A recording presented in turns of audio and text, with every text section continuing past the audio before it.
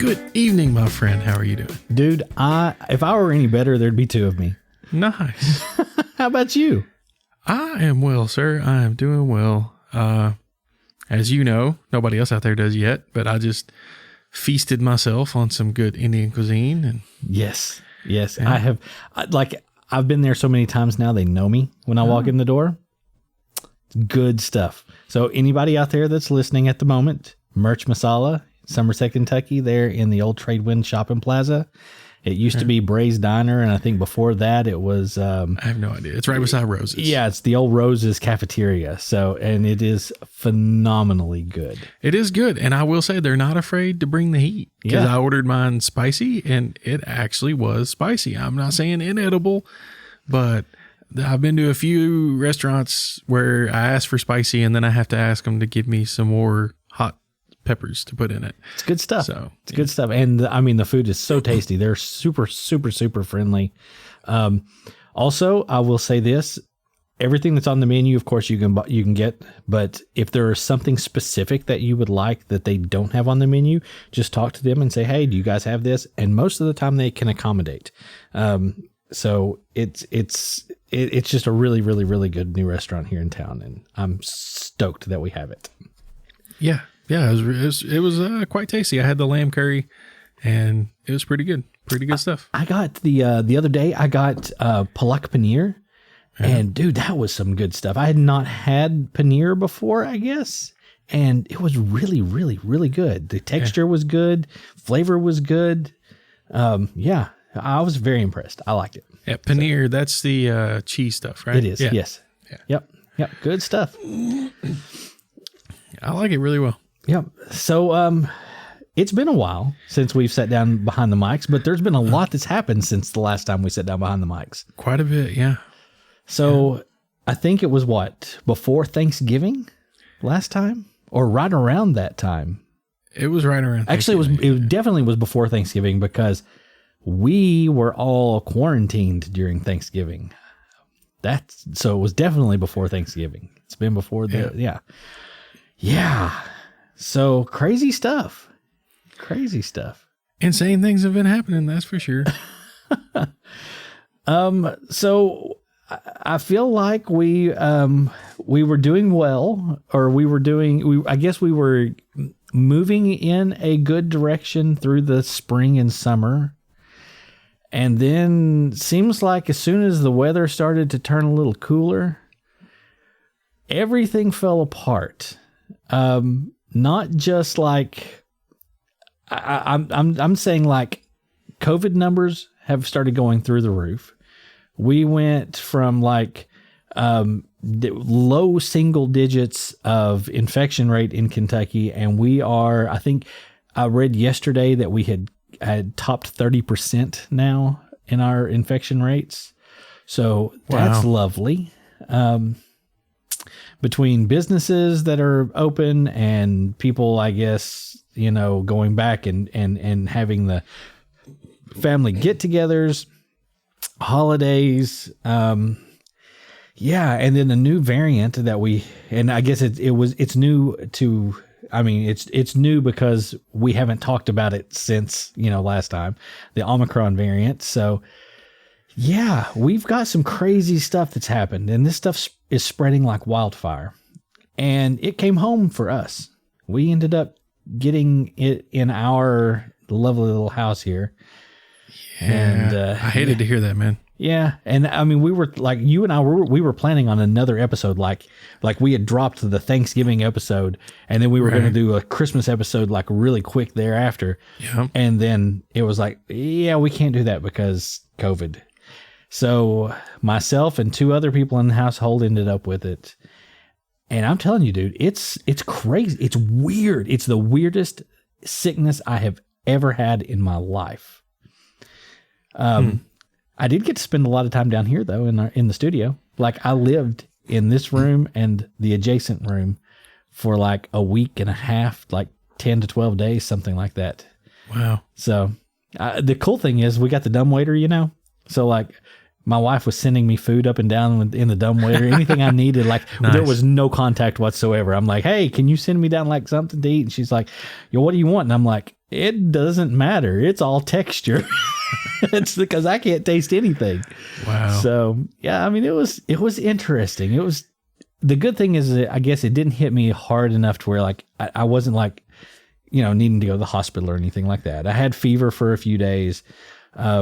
Just some weird, I guess, stuff like the aches, the body aches and stuff, but it was very localized to like my waist and legs. So I'm curious about something. I know. You had the anosmia, right? The loss of sense of smell and taste, Yep. right? And I've heard a few people, not that I know personally, but it's fairly common side effect afterwards, that if you had lost your sense of taste and smell with COVID, sometimes even when it comes back, like a month or two later, you'll have these weird things where something that you really enjoy just tastes awful. Or there's certain things that'll taste like, I've heard people say that everything with garlic in it tastes like gasoline, or there's like these weird. That would kill me because everything I cook and eat is garlic. Well, I'm just saying, like, they have like these specific, like everything, like just there's like this weird thing that happens where. Okay, so yes. The one thing that has completely changed as far as taste profile for me is Coca-Cola. Yeah, like to me it's just, it tastes like a chemical compound now. It does not taste like Coke should taste. Like it's almost like the sweetness has been pulled from it, and all I can taste is the bitters in it. Interesting. Aside from that, everything has come back, pretty normal. The weird thing, like during the loss of taste and smell was, it was almost like my brain forgot. Like I know that the taste was turned off, the smell was turned off, but you would think like, or I would think, I guess, that if I put something in my mouth and my brain knows, okay, this tastes like garlic, my brain should know that, hey, this is what garlic tastes like, but it did not. Like nothing. Like it was like that sensation and memory of that flavor had been like wiped from my memory. It was the weirdest thing. So like I was eating pizza. I knew I could see pepperoni. I could see Italian sausage. I could see marinara sauce. I knew that it should have these flavor profiles, but they were completely, it was like blank slate, nothing. It's the weirdest thing. Huh. Yeah, that's weird. It's weird. And even to the smell thing, of course, whenever there's something like that in the house, you're going to Lysol everything. Right. So my mask, every time I would go up, to any time I'd go upstairs or whatever, I was masked and gloved and, basically making sure that I wasn't spreading this. And then I would spray everything with Lysol whenever I'd come back down, and I could literally hold that to my face, and my eyes would burn and my nose would burn like it was, but there was no smell. Like I could not smell the Lysol whatsoever. Wow. It was weird. That's pretty crazy. So, well, I'm glad you pulled through it with no serious complications or bad side effects or anything. Yeah, very, very, very lucky. We all of us here in the house, we've put it behind us now, and hopefully it will stay behind us for a while. All right. So, talking of COVID, as you know, because I talked to you about this a couple days ago, I recently went and got my booster. I have been reading that a lot of places overseas, I think Canada specifically was where I was reading this, their version of the CDC, whatever it's called, may even be called the CDC. I don't know. Yeah. But their version of the health monitoring governmental agency was recommending that everybody to take like first shot of Pfizer, second shot Moderna, or first shot Moderna, second shot Pfizer. Effectively mix and match so you get the best of everything. Right. And so I'm thinking, well, I've already got both of my Pfizer shots. Right. So a lot of places overseas are recommending to mix them to get the best possible outcome, So I was like, okay, I'll get this next shot. I'll get Moderna and see how that does. Now, when my 2 Pfizer shots, my arm was maybe a little bit sore, maybe got a little bit nauseous on the second one. Right. Could have just eaten something that upset my stomach. But I mean, it was like an hour, 2 hours tops, and that was it. So, I mean, it could have just been gas. Right. I don't really know. I chalked it up as a potential side effect because I know nausea is a possible side effect, but it might not have been. That was it. I got this booster. My Lord, sir. It put me down hard. Yeah. My fever got up to 103 for about half the day. I mean, my lower back and my knees were just aching, throbbing. And you had a good immune response to it, huh? I had a strong response to it. And it wasn't just one day. Like it was, I got my shot Friday, Saturday, Sunday, and I would still occasionally spike in a low grade fever into Monday. Wow. That's kind of, I mean, that's long for the side effects because they say typically 24 to a maximum 48 hours. Yeah, I know that's what they said. But I mean, and you know, so I got the shot Friday. So Saturday, Sunday I should have been pulling out of it. Yeah. And I was largely, but like I said, occasionally still into Monday, I would spike up to like 99.78. Yeah, just enough to where you can know that you were feeling rough, and then yeah, not bad. I mean, it wasn't over 100 again. Yeah, but yeah, that Saturday evening into Sunday morning, it was like I was running 103. Wow, for a good long while, and it was rough, man. Like I was starting to wonder if I hadn't come in contact with it somewhere. It was bad enough that you thought maybe that wasn't the booster, huh? I was thinking, yeah. I was like, maybe I actually got COVID somewhere, and yeah. But the timing would have been way too coincidental. Yeah, for sure. You know, I was about 90% sure that it was just a booster, but and I did read that there were. I like the people. There's been quite a few people, of course. You know, with the school system, boosters were offered, and a lot of people went ahead and got those through the school. And a couple of the people that I've worked with have had that same response from the booster. The lady that I work with directly, she received hers on either Thursday or Friday, and I want to say the following Friday she was still nursing a headache from the booster. So I mean, some people it hits really hard like that, and I mean with yours where you mix and matched, I would say that probably triggered that really, really good immune, response. Yeah. So, and I hope it helps. Oh yeah. I saw a guy doing some studies, and he was running assays. Yeah.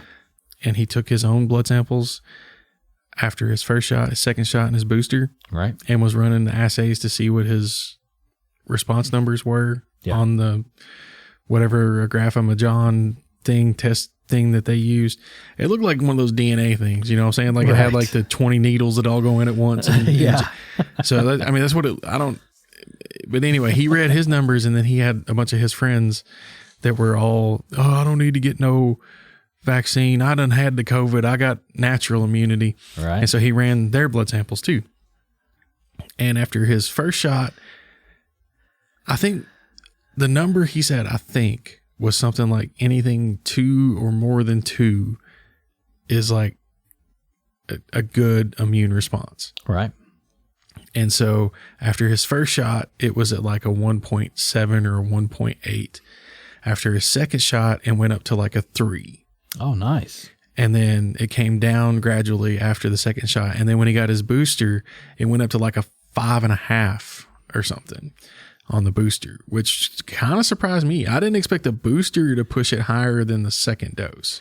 Well, I mean, yes and no, I guess. I mean, that second dose, I would think you're really kind of with every one that's kind of compounding. So you're triggering that immune response every time. And I would think though that booster, again, you're just telling those antibodies, here, make this. Yeah, but I mean, that's only a half. Like the booster is only half a dose of. True. So but your body is already building those, and something too is they're telling you do it 6 months after that second dose. So your body has had plenty of time to build a lot of antibodies. Right. Well, So, but then, anyway, then he showed the results from the samples of people with natural immunity. Yeah. And theirs were at like 0.8. Yeah. Yeah. You know, I mean, so here's the way I looked at it too. I was like, I've had it now. Like I had my 2, shots, my Moderna shots. Then I had COVID. right. So then I went ahead and got the booster. So surely to goodness, I'm in a shape and in a position now to where I should be okay, at least for a little while. I hope. Yeah. I don't know. It's so hit and miss. And unfortunately right now it's a lot more hit than it is miss. So I see something that you've pulled up here on the screen. It's talking about COVID. Late last night, early this morning-ish, we lost a celebrity.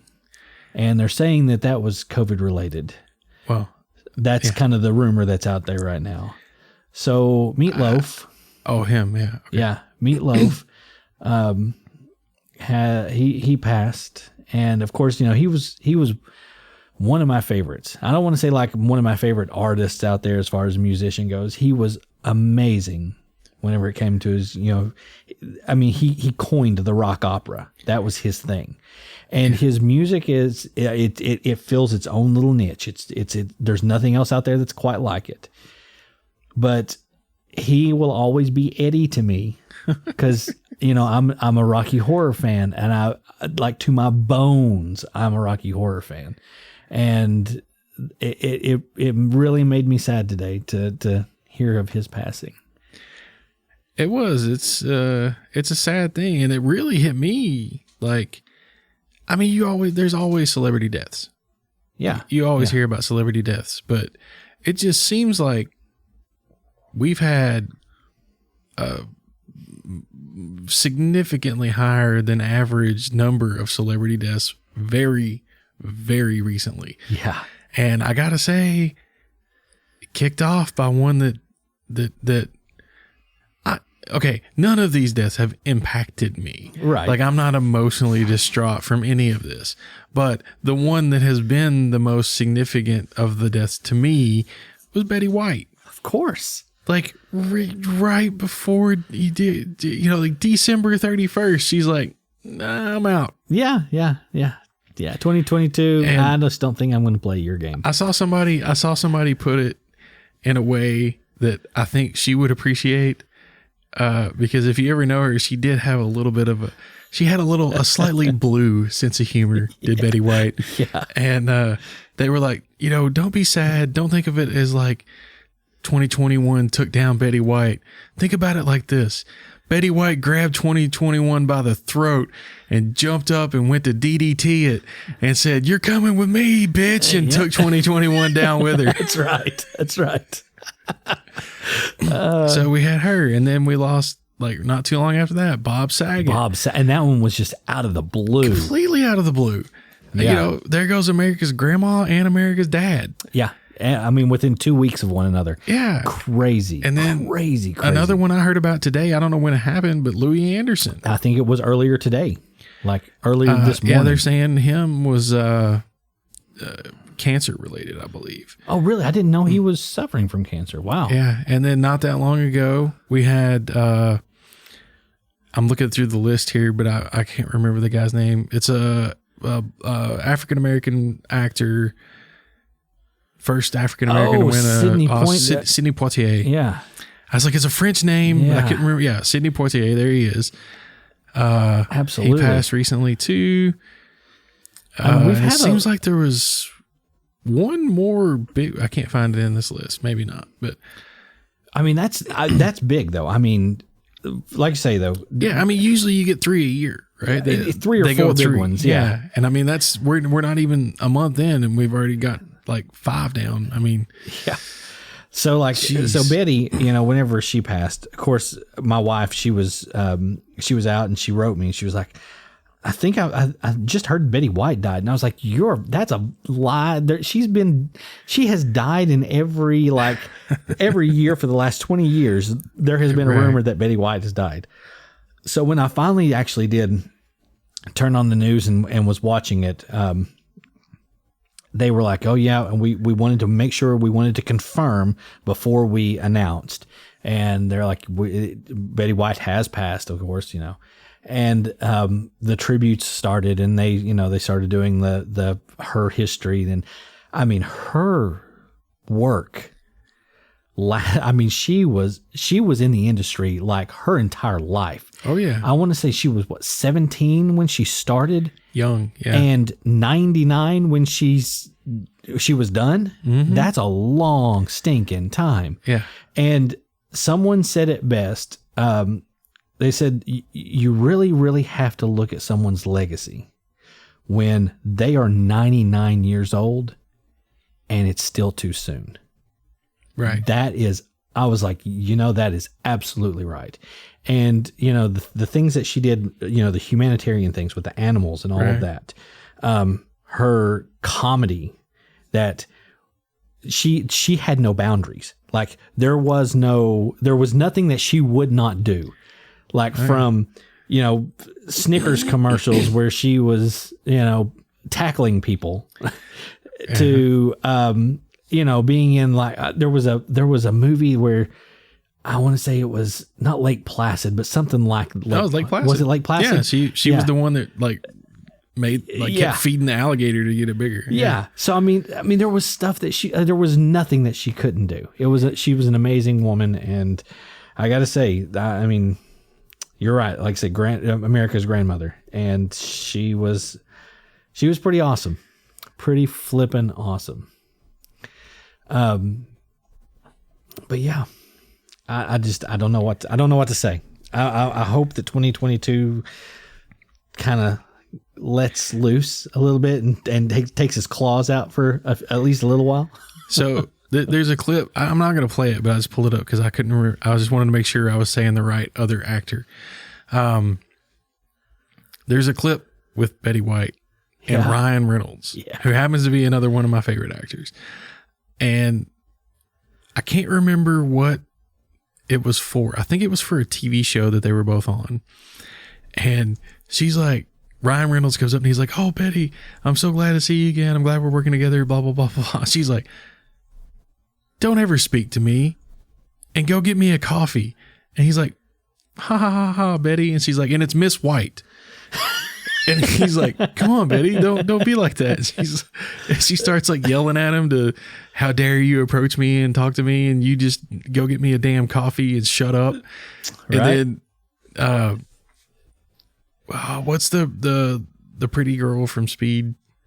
Sandra Bullock. Sandra Bullock walks up and says something to him, and Ryan's like, I don't know what's going on. Betty's just yelling at me. And you cut over to Betty White and she's going, this man is screaming at me and I don't know what he's doing. Why is he so mad?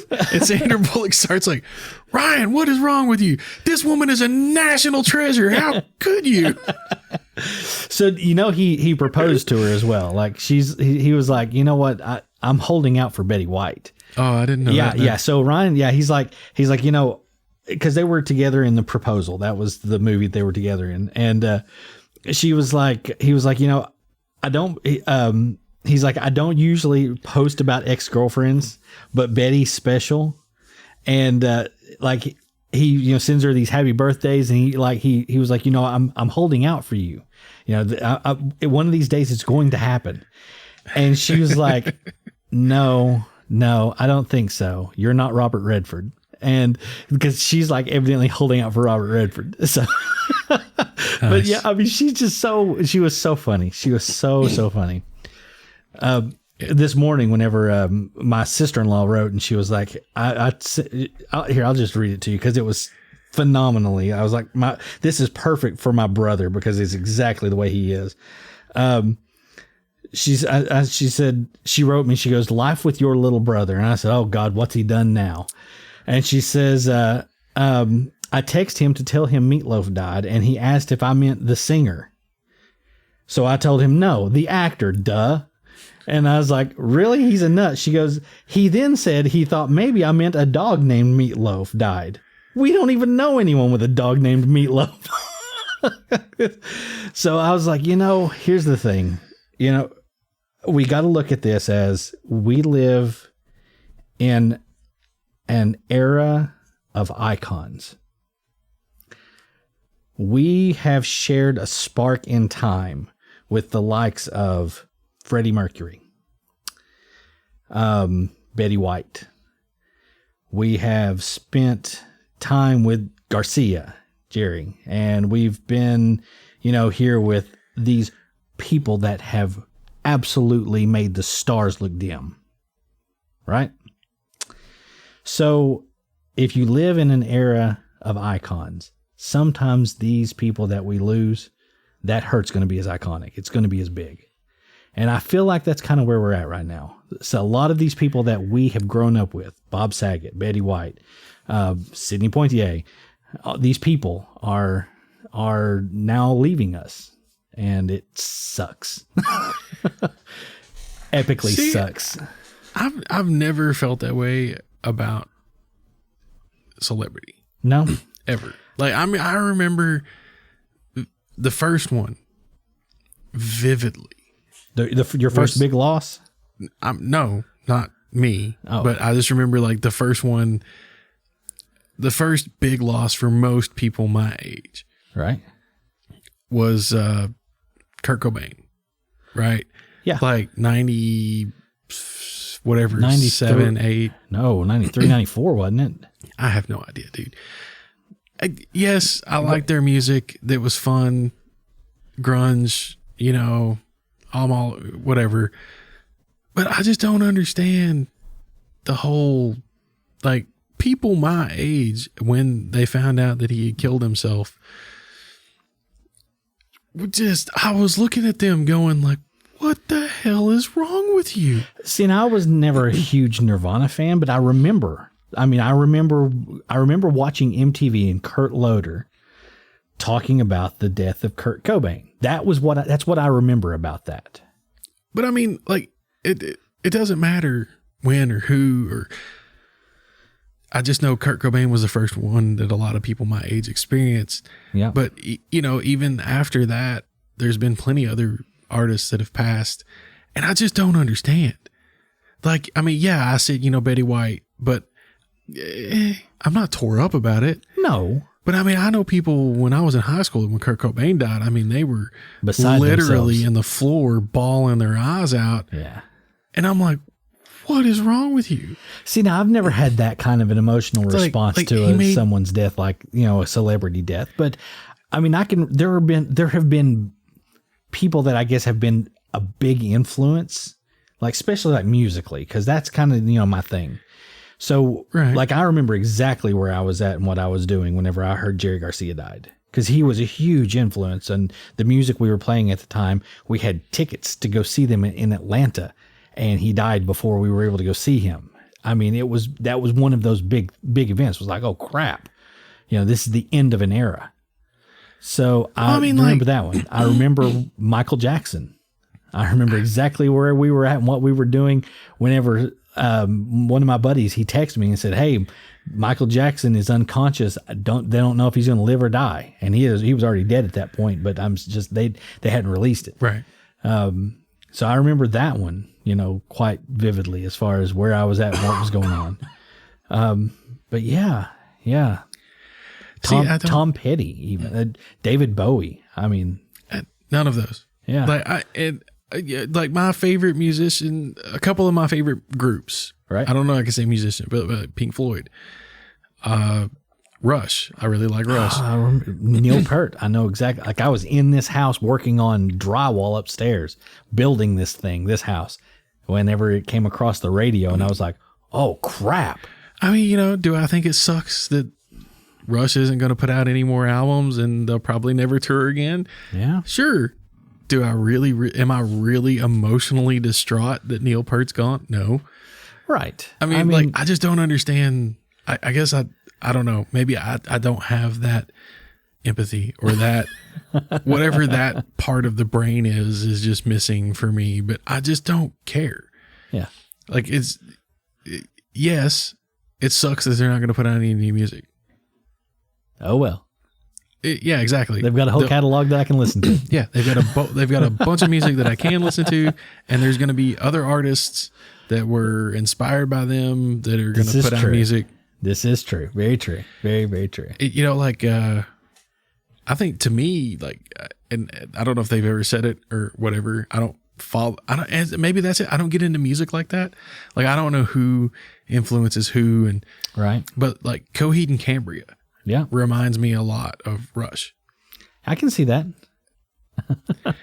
But it's just, I've never understood like any of the whole celebrity tragedy for people. Like, I can see that. They weren't my friends. They didn't help me out in any direct way. They didn't do anything for me specifically. Right. That they didn't do for the entire country. And like I said, it sucks that they're not going to put out new material for me to enjoy, but I'm not tore up about it. Right. And that's the same here. Like, I mean, I've never been in tears or anything because of someone, passing as far as like a celebrity goes. But it's one of those things where I go, you know what? I would love to have seen them in concert, or I'd love to have gone to, or if there was new material that they were working on that, it's gone now. So stuff like that. It just kind of sucks, It's I get it. Yeah. I get it. Yeah. I can understand. I don't know. But more than that, like, it makes me mad. Like, not furious and not in like a real serious way. But, when I was a teenager and Kurt Cobain died, and my friends, people that I was friends with, were like, I was like angry. Like, I was like, what is wrong with you? Shut the hell up. Like, he was a musician that lived in Washington. Yeah. It's not like he was your next door neighbor or your cousin. Right, exactly. Like, stop it. So, I don't know. Yeah, I guess. I mean, like I said, it's just one of those things that it's something that marks time for us. And it is. And I think a part of it too is the manner of death. True. So like suicide, I got no sympathy. Yeah. None. Yeah. People all tore up about the new metal guy. I don't even remember his damn name. Chester Benningfield. Yeah. Don't care. Give a shit. Chris Cornell. Don't care. You're going to kill yourself? I don't care. Yep. Like, it's... You punched that ticket. Yeah, exactly. Yeah. Somebody else, like, whatever disease or accident. Like, for me, one of the saddest things for a celebrity death that I ever heard about, and this is like a real honest to God happened. There's I can't remember the guy's name now off the top of my head. He played Chekhov in the new Star Trek movies. The young little Russian dude. Yeah. Yeah. Yeah. Great guy. He was in some other movies that I really liked. Yeah. Odd Thomas. If you ever seen Odd Thomas, he played the lead in that. I've not watched it, but I know what you're talking about. And it's a good flick. And the poor guy was trying to go home one night and got crushed with a car. And his gate at his house wouldn't open, and he got out of his car and went to manually open the gate, and I guess he didn't put his car in park, and it ran him over. Yep. And that's how he died. That's it. Now, like, that, I feel bad for that guy. That was tragic. But somebody that's going to, like, intentionally take their own life? No, sorry. No sympathy. So I saw this thing I know this is totally like just out of the blue. That's fine. But I saw this. We probably don't need to be talking about this anyway. Well, so I mean, I guess if we're going to go down the macabre and the morbid path, let's just go ahead and walk the whole length of it. Okay. So I saw this really cool thing this morning. It was an article, I want to say out of either Montana or Colorado, I think one of those two, about this chamber that will break down a human body with water instead of like cremation or burying, and effectively turns you into sludge, like your soft tissue into sludge. Right. But then like the hard jets will break the bone down to turn it into almost like a white powder. So then the sludge, effectively, the human sludge, can be used as like a fertilizer. So it is, a biodegradable thing And then the bone that's broken down is returned to the family, just like if you had been cremated, only it is extremely cost effective, like a third of the cost of cremation. The energy and water that it takes to do that is, like they said, is the equivalent of a person living in a standard home for 2 days. And they're like, the big hang up is a lot of states have very specific laws about undertaking and how people are taken care of after they've passed. And this machine that this lady has developed doesn't necessarily meet all of those, or it's outside the realm of what is defined in those laws. But it looked really, really, really interesting. And I was like, that's one of those things where rather than sticking a steel box in the ground that's going to take hundreds of years to deteriorate and we're going to turn into wax inside of it anyway, that would be a way to go, Yeah. And while we're just jumping, what you just said reminded me of something else about because the laws are defined in a very certain way. Yeah. Right? So I was looking up, I get a little preppery sometimes. Okay.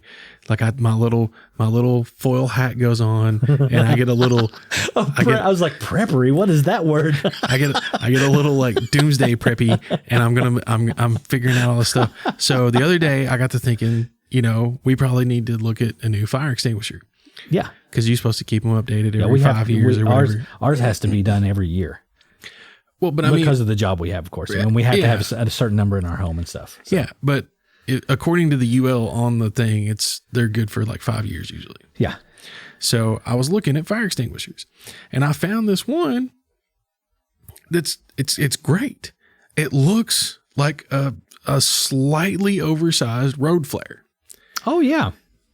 And it works pretty much the same way a road flare works. And it's all dry chemical.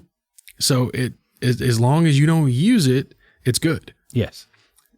They have two variants. They have a 50 and 100. That is their runtime in seconds. So the 50 runs for about 50 seconds and the 100 runs for about 100 seconds once you activate it. And I watched some videos on it. They're very effective. Okay. You pull the cap off, you pull the striker off the bottom, you run the striker across the top of it, just like you were doing a road flare. But instead of a flare, this kind of thick smoke looking stuff comes out of it. It depletes oxygen from the fire. It does not deplete oxygen. Oh. It chemically stops oxygen's ability to bond and catalyze. So it just stops the oxygen from turning into flame. They claim it's safe to breathe. They said you don't want to just sit and suck on the end of it, but if you walk through the smoke of it, it's not going to affect you in any negative way. It doesn't have a strong odor. It's two chemicals that interact to make it. And like I said, as long as you don't strike it and use it, it's good forever. Wow, like that's cool. They say the shelf life is pretty much limitless.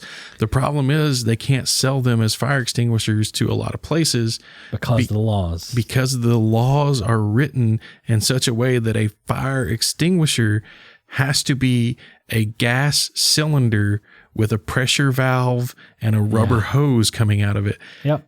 Or it's not a fire extinguisher. Yeah. Even though this thing, and they showed a side-by-side comparison, and it is even more effective with certain types of fires than a fire extinguisher. See, that reminds me of the things that we used to use back years and years ago. We called them bombs. They were flue bombs is what they were. They were about the size of a softball. Right. If you got a flue fire, you dropped it down the end. It had a chemical inside it. It would pop, and that chemical would coat, and it would smother the fire out. Yeah.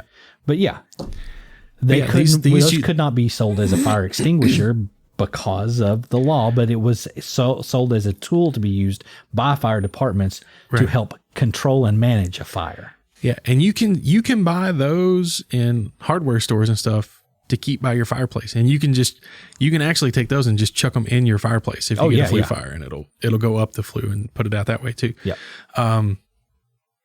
But I just thought it was crazy because you can't keep it in your car.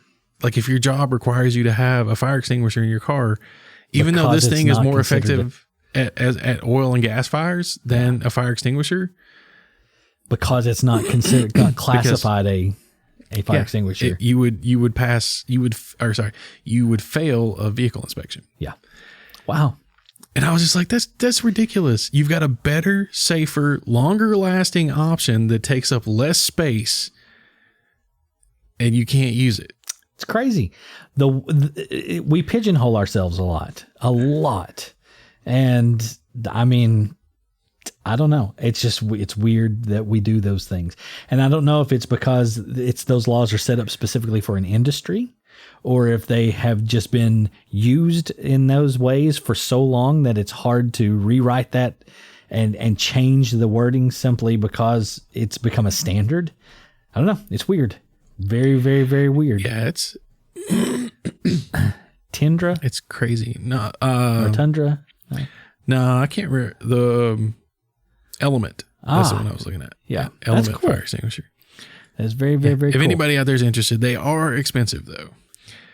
The 50-second one I think is $80 a piece. Yeah. Wow. Yeah, $80 $79.95 and then $120 for the 100-second. Of course, 50-second discharge, man, that's pretty quick. It's under a minute and you've got enough to I mean, a extinguish standard fire extinguisher only runs for like 25 seconds if you hold the thing down. This is true. And they're $40, $50 for, yeah. But you gotta look at the ups and so a standard fire extinguisher you usually can get refilled. Yep. Yeah, get them recharged. That's what we have to do yearly is get them inspected and recharged if they need it. Right. Depending on the brand. Yeah. But most of them you can have refilled. But that's the reason I was looking at these is because they don't go bad. You don't have to get them inspected and they just work. Now, I mean, for me, this would be fine because I don't have to pass any kind of inspection, but I was reading on their website about it and they went into those details and I was just like, that's the stupidest thing I've ever heard, but it totally fits with the way our government works. So amen. I believe it. Amen. But yeah. So when you were talking about that with like cremation and they can't dispose of the bodies because it's defined in a certain way, I was like, that's exactly like that fire extinguisher. It's exactly the same. I mean, it's all about how it's written. Yeah. And like I say, what restrictions do we put on ourselves intentionally or unintentionally, Right. Yeah. All right. Let's jump topics again. Okay, let's do that. So we had the Thanksgiving episode. Yes, we did. And then we were going to do the Christmas episode. And then we had, COVID got in the way. And then we actually had to have Christmas with our families. Yeah. And then we had the holidays and then we had snow and then we couldn't go anywhere. And then booster shots. And then booster shots. And yeah. There's been, like I say, a lot that's happened in the last 6 weeks, 8 weeks. So I would just like to go over some of the cool stuff I got for Christmas. Okay. I think it's no surprise to anybody that knows me. My favorite thing that I got is the smartwatch that I've been wanting for like a year and a half. Cool. It's not that I wasn't loved enough for it to be given to me in that amount of time. It was just that, for whatever reason, you couldn't buy it in the United States. It was hung up on FDA approval. You could buy it in England, Canada, France, Germany, like everywhere else but the United States for whatever reason. Really? Yeah. Yeah. It's been out overseas for like 2 years almost. Wow. Yeah.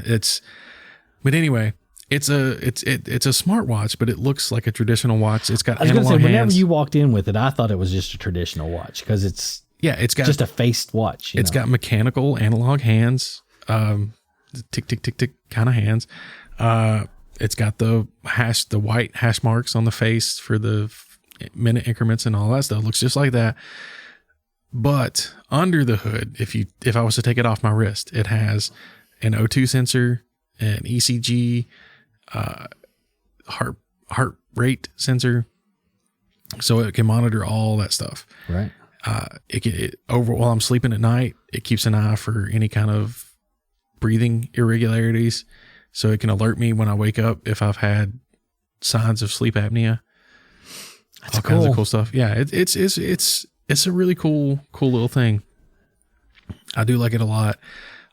Also, the young ones got me a couple of different things.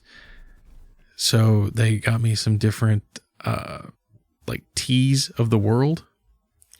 So I can try some different types of tea. That's cool. And I almost got a bottle of Yum Yum sauce, but instead I got a bottle of Chick-fil-A sauce. I like the Yum Yum. I'm not a Chick-fil-A guy. I like their sauce though, man. Like we went, because they get a lot of chicken nuggets and chicken tenders. And right. So the other day we went to KFC and they got a box of chicken tenders. Put the Chick-fil-A sauce on there. Yeah. It's good stuff. Yeah, I've never been a Chick-fil-A guy. If I'm going to go chicken places, I go Popeyes. So I like Popeyes too. Yeah. I do. Their chicken sandwich is pretty phenomenal. The spicy chicken. Yummy.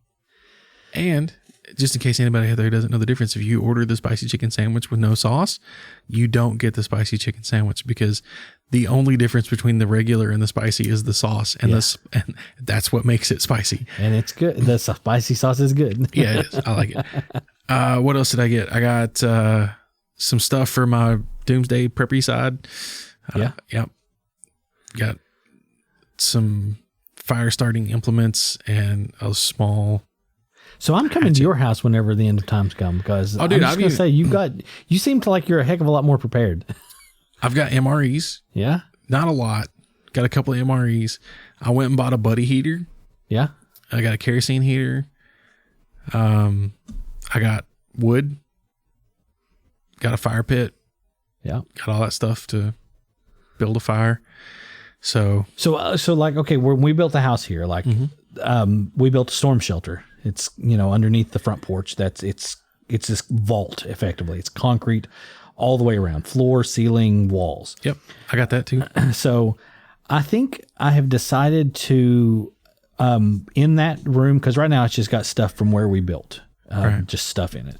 I think I'm going to empty that thing out, and I think that's where my camping gear is going to go. Like my Coleman stoves, my tents, sleeping bags, all of that kind of stuff. So that way, if anything ever really does happen and we have to go in there, all of that stuff would be protected with us. Right. So, makes sense. Yeah. I mean, that it just makes sense. Yeah. Yeah. So. And then the last thing I wanted to mention that I got, most of that prep stuff I was just talking about, I didn't get for Christmas, by the way. Sorry. That may have sounded like that. The fire pit and all that other stuff, I already had all that stuff. But anyway, so, we've done a couple of times now. We've done this thing, The Pig That Wants to Be Eaten. It's these little philosophy thought experiments or whatever. And I got the sequel to this book, which is something about a duck. And I can't remember the name of it, but it's from the same author. It's the same premise. It's just another collection of these types of thought experiments. And so I'm looking forward to tearing into that as well. Very cool. Very cool. Are we going to do one of those tonight, maybe? If we've got time, do we have time? Maybe. Okay, we'll see. Yeah. What else? What kind of stuff did you get for Christmas? I didn't get a whole lot for Christmas myself. It was one of those things where we basically bought a lot of stuff for the kid. Myself, I got a shirt. I got a cool Grateful Dead shirt Ashley got for me. And then they got, and it was not necessarily for me, but here we go back down the macabre again. But I actually found an urn for pets. So we've had Abby, our boxer, she's been gone now for just over 5 years, and we had her cremated whenever she passed. So she's been in the little box that they give you, and it was just a little plastic box with a little bag of her ashes in it, right?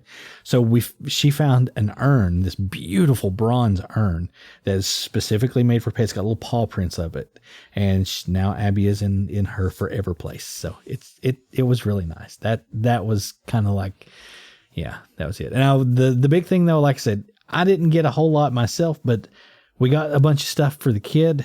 And of course, the big thing, Penelope got the Barbie dream house with the elevator. It had to have the elevator. Uh-huh. So she got the Barbie dream house with the elevator, and she has lived in that stinking thing for since Christmas. She loves it. So I mean, it was that was the big thing for me, was seeing her enjoying that. So right on. Yeah. So we had our Christmas, and so we're talking about kids' toys. One of the two birthdays is over. The next birthday is Monday, by the way. this coming up Monday. Right. So the younger one, for her birthday, she wanted Mario stuff. So I got her 2 sets and then a couple of add-ons of the Mario Lego. Cool. Have you seen these? I've seen them, but not enough to know really about them. Okay, so you can get, I don't know all of the quote unquote playable characters you can get, but I know you can get Mario and Luigi because I have those 2. You put batteries in them. Oh, that's cool. And they turn on and they light up, and they've got little faces that are digital, and they've got a little screen on their belly, and they blink and they smile and all kinds of stuff. They make like these little faces, and they have a light that shines out of their feet. Now they come with an outfit. You know, Mario comes with his standard red and blue, and Luigi comes with his standard green and blue.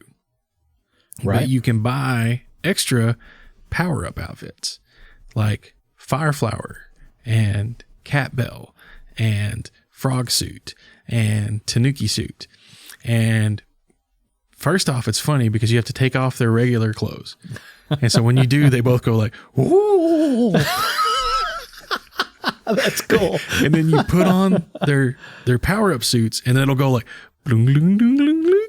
So it's like they've powered up. Yeah, and then That's they get like awesome. a little symbol on their chest. Of whatever the suit is. Yeah, so if you put on like Fire Mario, they get like a little fire flower on their chest.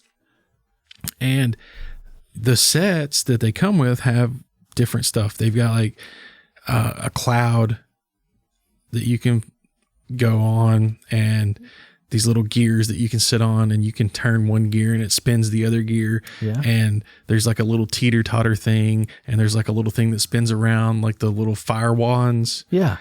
And there's a Koopa and a Goomba and Bowser Jr. and Boom Boom, and they've all got barcodes. All that stuff has a little barcode on it. Okay. Well, that little light in their feet has It a reads the camera. barcode. It reads the barcodes as you're moving them across the thing. And so like there's a pipe, and you jump in the pipe, and it goes like gloop, gloop, gloop, gloop, gloop. And then it starts a timer, and it starts playing like the do do do do do do do do do do do. That is too cool. And you move him around, and like when you make them jump, it'll go like doing, doing, doing. That is so cool. And when you land on the Goomba, it'll go like when you land on their heads. Yeah. And and if you go on a blue surface, like Like the watery surfaces. Mm-hmm. Yeah. they get like little waves on their chest, and they'll start going like. That's cool, dude. And if you go on a red surface, they'll get little flames on their chest, and he'll go, wow. So that is really that's awesome. one of the coolest things I've seen in a while. So you have a Switch, right? Nintendo Switch. You guys have. I don't have PS5. I got Yeah. a Switch, Xbox One. Yeah. Yeah. Okay. So have you seen Mario Kart Live, the home circuit thing? I've seen it. I don't really have any interest in it. But You don't? No. Man, that is one of the coolest things. Like if you had a big open area or some place where you could. Yeah, but my whole house has carpet, Yeah. and it doesn't go. Doesn't it doesn't do go well well. on carpet. No. Okay. Well, I was watching a video of it like a few weeks ago and was like, I would almost buy a Switch just for that. It was is really, neat. really cool and then I saw him, I think at Walmart, and I think that's where I saw him. And then I was like, I wonder what this is. So I looked up a video, and it's pretty awesome. That's a little radio controlled car, and it's got the camera, and it sees. And you from play that it on your perspective. Switch. Yeah. But you're playing an RC car that drives through your actual house. And that whatever obstacles is in your home becomes the track. That is very awesome.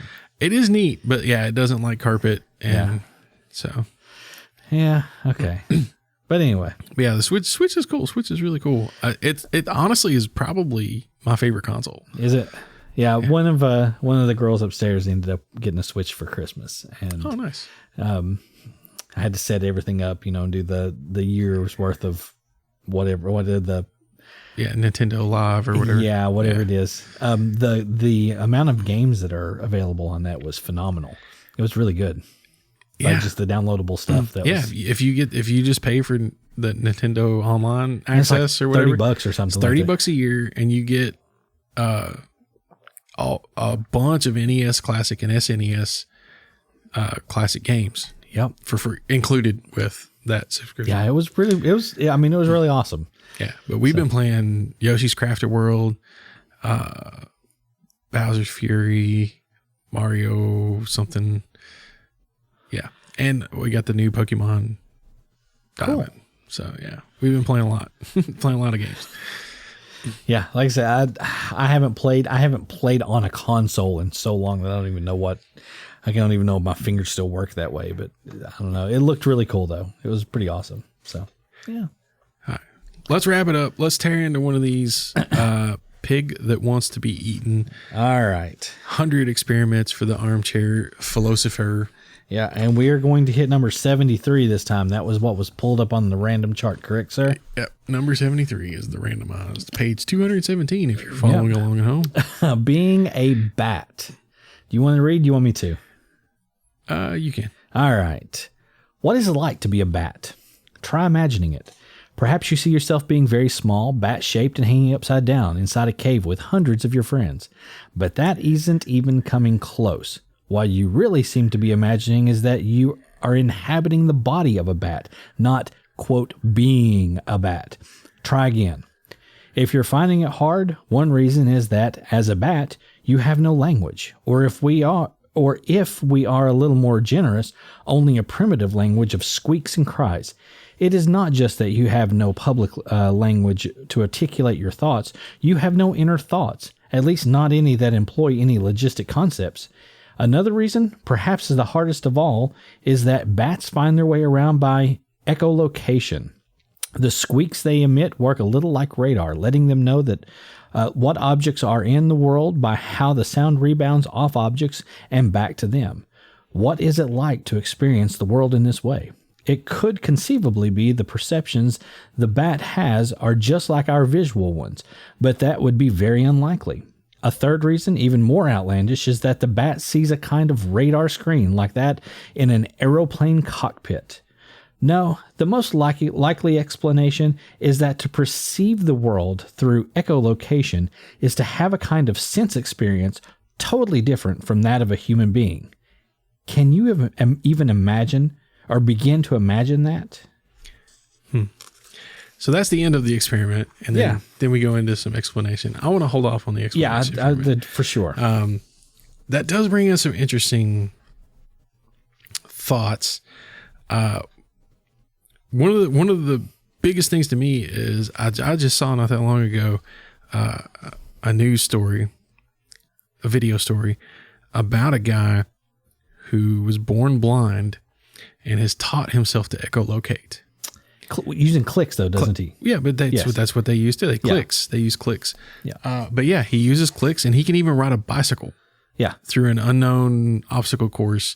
Like they even tested it. Like they put him in a parking garage and set up obstacles, and he rode the bike around the obstacles. Yeah. Pretty phenomenal, if you ask me. Absolutely. So I still don't think that would get him anywhere near the experience of being a bat, though. No.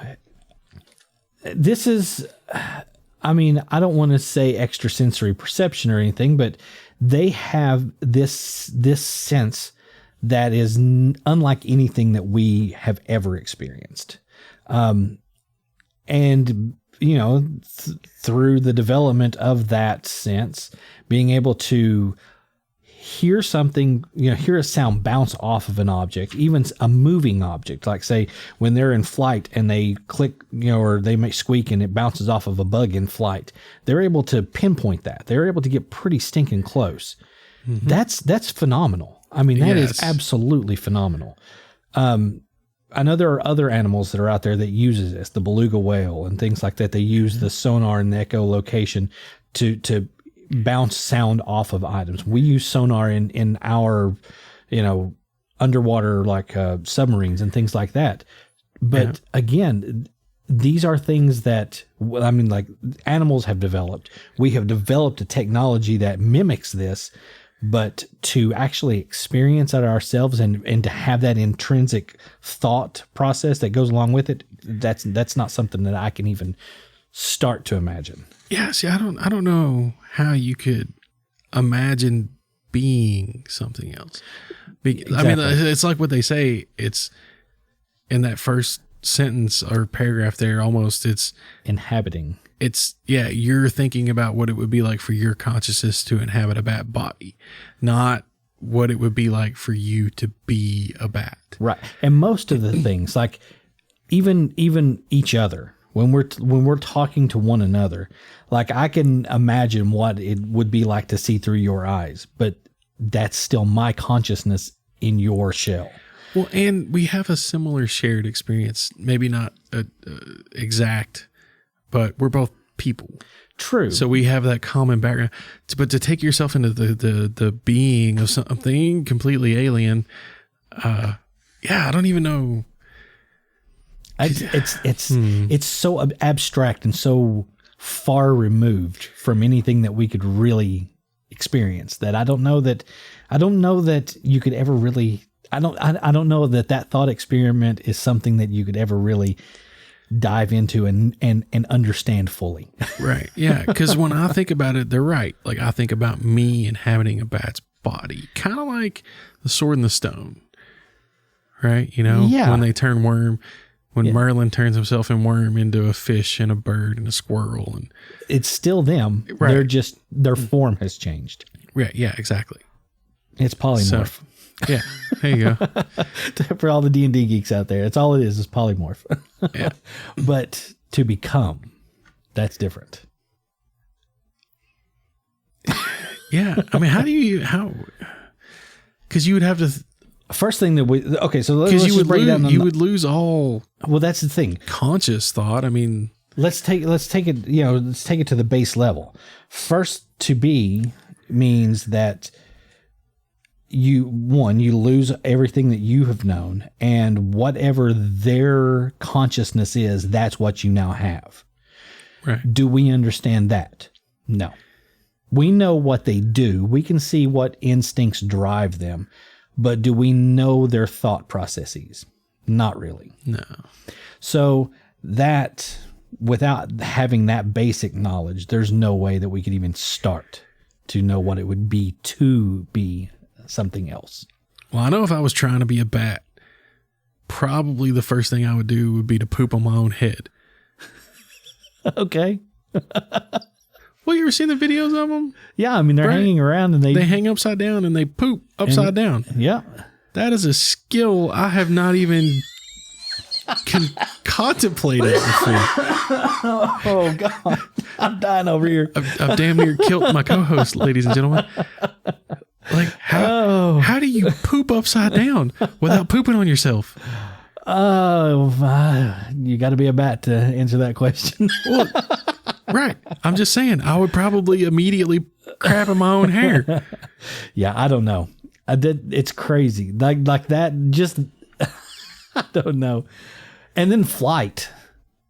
The second thing that I would do would be fall to my death, because figuring out the logistics of the wings and at what angles and where to push and when to push. And being the only mammal that can fly.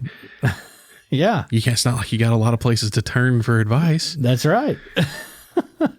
Yeah, there are so many things that, and now again, these are things that if we were a bat, they may be instinctual. They may just be those things that it's not a learned skill. It's just what they do. So if you were a bat, though, could you think about being a bat? See, that's the problem for me, is like once you become the bat, you lose all possibilities for thought. Yeah, yes or no. Yes and no, because again, does a bat go out and hunt at night because it's hungry? Does it know that it's hungry, or is it just something that it does? Hungry. Yeah, I mean, animals know when they're hungry. But I'm just saying that, do they go, well, you know what, my belly's empty, I need to go and find something? Or do they just go, this is what we do at night? And it's instinctual. You know what I'm saying? That instinctual base level of consciousness. Yes, yeah. I don't think it's like a thought driven process. I think it's just like, oh, yeah. I don't think it's a deep thought driven process, but I think it's just more. I think most animals, and I won't say all animals, but so when you get down to like a bat level, it's going to be more of a less of a thought driven process and more of a stimulus response process. A need driven process. I need this to make this go away. Right. Yeah. Like if you want to say something like an orangutan or a dolphin, right? You know, I could see maybe some thought going in because like some of the, like why you watch them animals, man. Some of them are orangutans have learned to use tools. Yes. To do daily tasks. Yeah. And then they will teach other orangutans to use those tools. That's intelligence to me. Yes. But something like a bat, you don't often, I guess anyway, see them demonstrating like obvious signs of intelligence. So if you're going to be a bat, how do you just become a stimulus response machine? You don't think. Right. I mean, you're absolutely right. So then how do you how would you put yourself in the mindset of a bat? There is no mindset. You just, I need to poop, I poop. I'm hungry, I eat. I'm thirsty, I drink. Like it's just stimulus response. The sun's coming up, I'm going back to sleep. The sun's going down, I'm coming out. Right, yeah. It's just that simple, I think. I don't see how you be in the mind of a bat. Yeah. Okay, so let's look at some of the stuff here that they say. I'll take over here for about this next most of this page here. Okay. So by the way, just if anybody is curious, this little thought experiment was cooked up by Thomas Nagel and republished in Mortal Questions by Cambridge University Press in 1979. So the invitation to imagine the perceptual world of a bat was first made famous in a paper by American philosopher Thomas Nagel called "What Is It Like to Be a Bat?" The difficulty, if not impossibility, of giving an answer is supposed to reflect an intractable problem in the philosophy of the mind. The scientific study of the mind is really still, if not in its infancy, then certainly prepubescent. In many ways, we now understand a great deal. In particular, there is no doubt that the mind depends upon a functioning brain, and we have come a long way in mapping the brain, identifying which regions are responsible for which functions of the mind. But despite this, something called the mind-body problem still remains. That is to say, we know there is some kind of very intimate relation between the mind and the brain, but it still seems mysterious how something physical such as the brain can give rise to the subjective experiences of minds. Nagel's bat helps to crystallize the problem. We could come to understand completely how the bat's brain works and how it perceives through echolocation. But this complete physical and neural explanation would still leave us with no idea of what it feels like to be a bat. Thus, in an important sense, we would be unable to enter the mind of the bat, even though we understood everything about how its brain worked. But how can this be if the minds depend on nothing more for their existence than functioning brains? So, yeah. And that kind of fits with what we were saying. I mean, really. Yeah. I mean, there's more there if you want to continue. So to put it in another way, minds are distinguished by the first person perspective they have on the world. Every conscious creature perceives the world from the point of view of some I, whether it has the concept of itself or not. But the physical world is characterized in purely third person terms. Everything in it is a he, she, or it. That is why a description of a brain and how it works can be complete, because it includes everything that can be captured by a third-person point of view. yet leave out what seems to be the most crucial to experience, the first-person perspective. What does all this show? Is it that the mind will always elude a scientific explanation because the points of view of consciousness and science are totally different? Or is it that we just haven't yet devised a framework for understanding the world scientifically that captures both first and third person points of view? Or is it that the mind simply isn't part of the physical world at all? The first possibility seems prematurely pessimistic. The second leaves us hoping for a way forward we cannot even begin to comprehend. And the third seems to fly in the face of all we know about the close connection of mind and brain. Finding a way forward seems to be as difficult as thinking your way into the mind of a bat. Okay, now see, given those three explanations before you explained each explanation, I was initially drawn to the third explanation. That mind is actually not part of the conscious world. Right. Mind is a perception. It is a abstract way of perceiving the world. Yeah. Yeah. I feel more that about it. Like, the brain is the organ, but your mind is your thoughts, and your thoughts don't really exist. Not on a physical plane. Right. Not physically. They don't exist. Yes. It's just it's consciousness. Yeah. So I would have initially gone more for that. Yeah. And I think that's almost started a couple of arguments before when I say stuff like that, but not with you, but with people. Somebody. What's real? Yeah. What's reality? Well, reality is simply what we perceive. Right. And I said that to somebody and it almost started a fight. And they were like, no, there is reality and there's not reality. And I'm like, no, reality is just your perception. Yeah. Everything around us is just simply how we perceive the physical world. Because I might be having a psychotic break, but if I see a person standing there talking to me and I'm talking to them, they're real. They're real to you. Yeah, exactly. To me, they're real. Whether they exist to anyone else or not, to me, that's a real person, and I'm really speaking to that person, and it is real. Yep. And that makes it real. Yep. It may not be real to you. Whether physically they are there or not. But that, again, is that line between consciousness and physical presence. Right. But I mean, we're talking about, reality and reality. Yep. But I said the exact same thing you just said, is that reality is perception. And it didn't go over well, but that's what I think. I mean, I really feel that reality is nothing more than perception. And that's why I think it's hard. That's why I think it's so hard for people to get along sometimes with these things, because like if COVID's real and it kills people, to me and to you, it's fake and it doesn't even exist. We have two completely different realities. We do. And at some point, one reality will outweigh the other. Because either it's going to be killing enough people that it's... I don't think it will. I don't think it ever will for some people.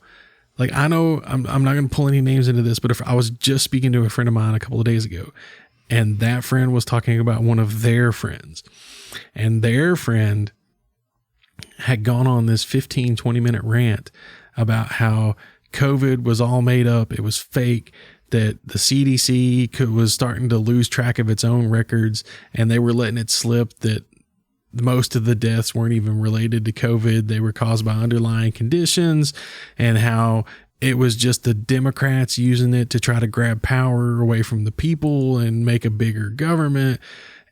And then at the end of that story, they went on to say, my friend went on to say, oh, cool. Cause he totally, it's just like, you're insane. But he's like, oh, cool. Okay. Well, you want to come over and hang out this weekend? And his friend says, oh no, I can't. I got to go to my cousin's funeral. She died of COVID. See, and didn't even skip a beat. Nope. That's crazy. His logic circuits didn't even register the. There was no synaptical gap there. It was just I was going to say, I can't think. What's the word? The word where two things of opposite exist at the same time. That The paradox. The paradox. His brain, thank you. Yes. His brain didn't even register the paradox that had just occurred. Yeah. I mean, that's true. And so I don't know that it ever will become. Yeah. You're right. But to me, what you're talking about is another discussion I've had before. God, see, we won't get into it. We won't get into it. But it's getting into another discussion I've had before where, it's society defines normal and acceptable and all of these things. It's not 100% agreement, but so that's kind of what you're talking about is like everything is gray. Everything is gray, but if enough people in society agree that a certain thing has to be this way, then that's the way it's going to be because the majority rules. Right. And so that's kind of that to me, that's kind of what you're talking about, but I don't know that it could ever get there because there's these people.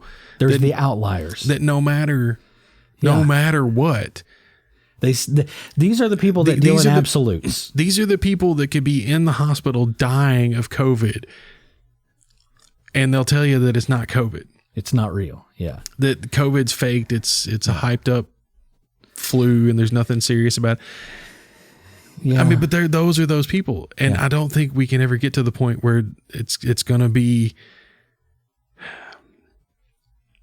I don't know. This is something we've talked about on the podcast too. And I always struggle with how to say it, with how to reach. You can't disagree with anybody anymore. Like you can't have a casual disagreement with somebody. There is no civil discourse anymore. Right. It's either you agree 100% with everything I say or you're a complete tool bag. It is 100% polarization. Right. It's just, I don't get it. It's sides. People have dug in to their sides. And you're right. It's not only is it's fracturing society, not just that, but it's destroying the people that have dug in. Yeah. Because the people that are still pliable are becoming fewer and fewer. Right. And it's scary. And I don't get it. I don't either. And I may be dug in that I'm to the point where I go, I just don't understand how those people on both sides think. Both sides. Yeah. Because I don't see how you get dug into that point. I can't physically wrap my head, or I can't mentally wrap my head around those extremes. There has to be, a way of looking at something or looking at a situation and deciphering and deciding rather than just, this is the way it is. I don't know. I don't know. And but see, I agree with what you're saying, but the problem, there's just so many problems. The problem with talking like that is what you're basically saying is you have to use critical thinking and analyze the data and come to the best logical conclusion. That's typically the scientific process, right? Well, yeah. But the problem is these, you get these same people that are saying like, well, do your own research. Well, they don't do research. They seek out. They seek reinforcement of their opinion. They seek out conclusions that reinforce their preconceived opinions. Yeah. And call that proof. Yeah, you're right. And they go, no. I did my own research. No, you Googled proof that COVID is fake. That's not research. That's your query is already biased. Yep. I mean, like you're right. Again, and it's just it's an echo chamber. People have put themselves in echo chambers, and they want to hear reinforcement of what they believe, and that's part of that polarization. They are. I mean, like I say, both sides. It doesn't matter which direction you lean. If you believe something, you're going to go out and seek support for your belief. So that way you can convince your neighbor that you are correct. I don't. And that's what they do. That's what people do. Maybe I'm stupid. Maybe I'm weird, but I don't. If I have an opinion, I will try to find something that proves me wrong. See, that's part of critical thinking and part of that. And if I can find something that convinces me that I'm wrong, you adjust course and move forward. Exactly. Then I'm, okay. But I don't look for proof that I'm right, because if you, okay, you want to know the difference though? Here's the difference. The difference between doing what you're talking about, where you look at information, you analyze information, you add information to what you previously knew, it alters what you knew, and you reevaluate and you move forward. That's not an easy task. It takes work. Yeah, it takes not just, it's mental work. Yeah. It's heavy lifting for a lot of people. And there's not a lot of people out there that are engaged enough, that have the will. People are lazy. Some of them. All of us. I'm lazy. Yeah, but I mean, we're talking like phenomenally. Like, so, I mean, yeah. To disprove something or to find, proof, there's a burden, and it's on you to, and people don't look at themselves critically. That's a thing. It's self-preservation. Yeah. I don't know, but in the vein of hard work and mental adaptiveness and all this other stuff, something else I just want to talk about for a second. Our new sponsor. No, I'm just kidding. We got a sponsor? What? No. Is it Merch Masala? Do we get free Indian food? Oh, would that be great? That would be nice. No, so it's something I picked up and I was talking to you about before the podcast.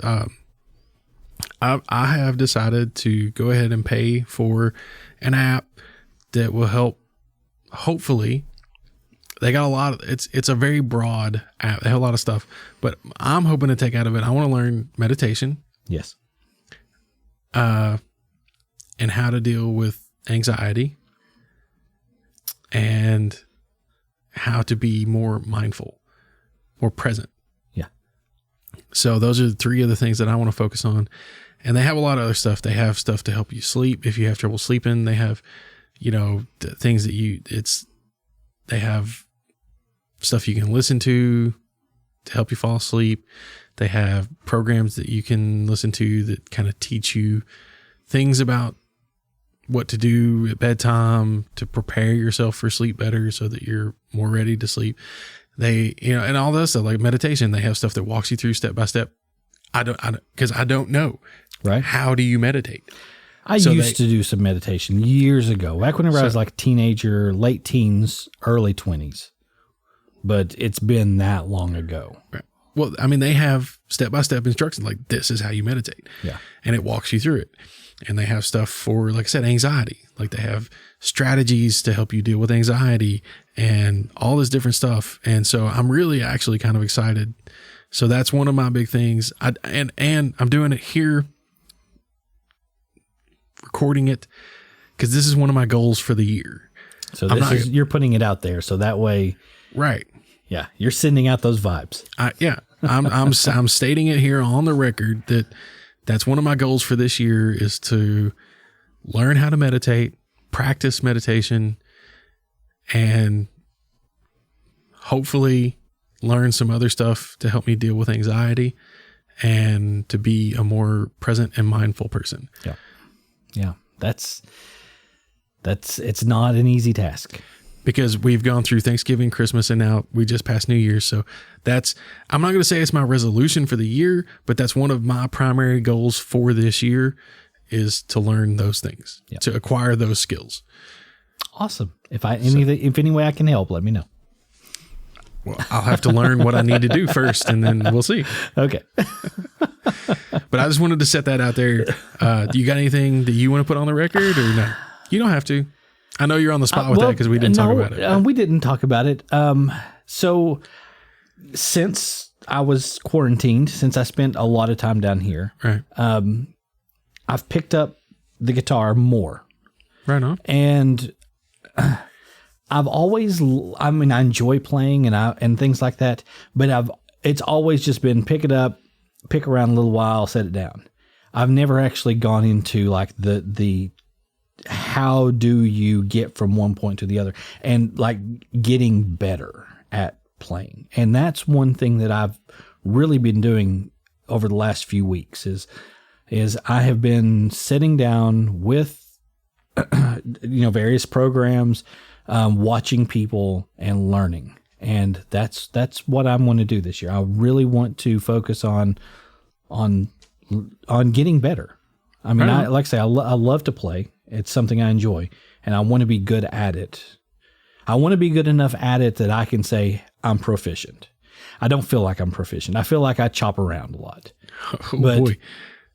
But I want to be able to say, yeah, I could. Yeah, if someone said, "Hey, you want to come and play music?" I want to feel like I would be good enough to go say, "Yeah, I don't care what kind of music you're playing. I can probably fill a niche somewhere."